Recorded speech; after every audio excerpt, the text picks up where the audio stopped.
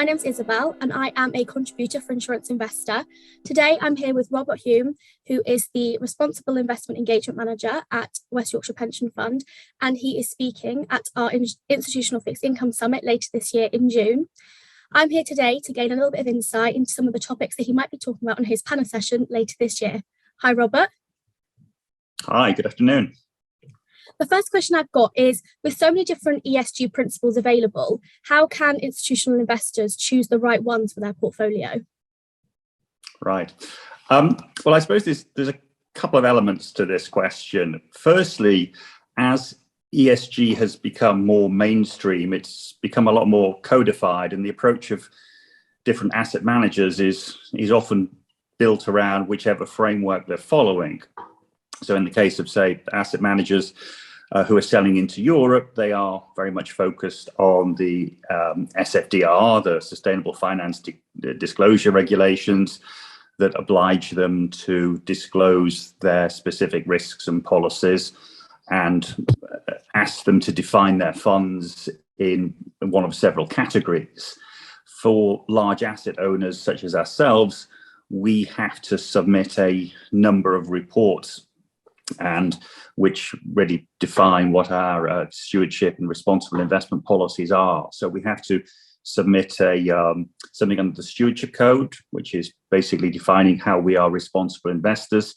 We also have to submit a TCFD document that explains how we recognize and mitigate climate change risks.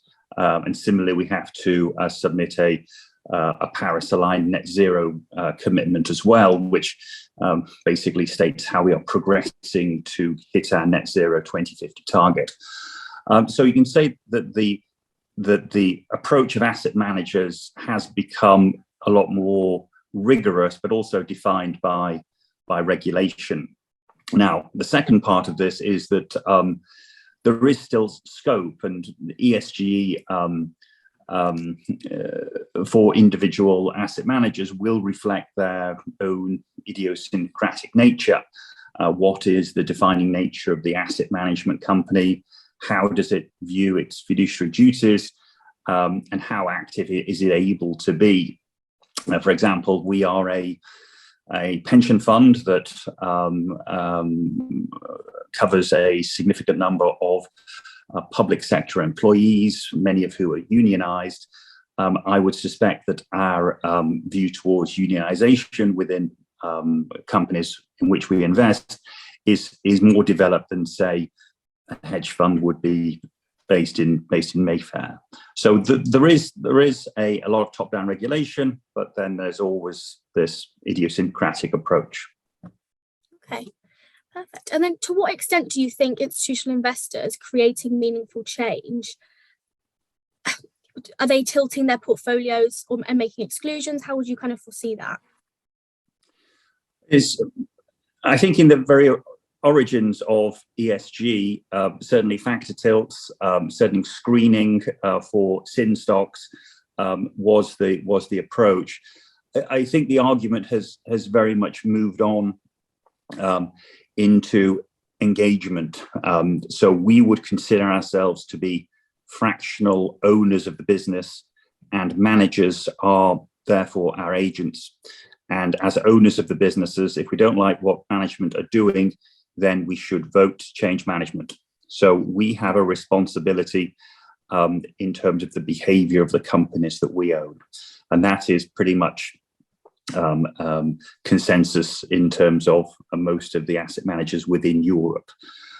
So for that reason, we would say we are, as responsible bodies, we cannot divest, because that would be basically ducking our responsibilities, and therefore we need to push change directly onto the board of management.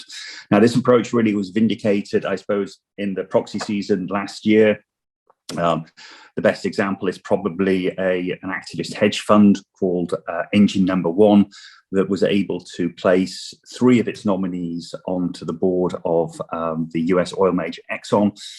And Exxon has subsequently made a net zero pledge, which is something that probably wouldn't have happened 2 or 3 years ago. So that's an example where engagement and the activities of large institutional shareholders have actually produced a change in the real world.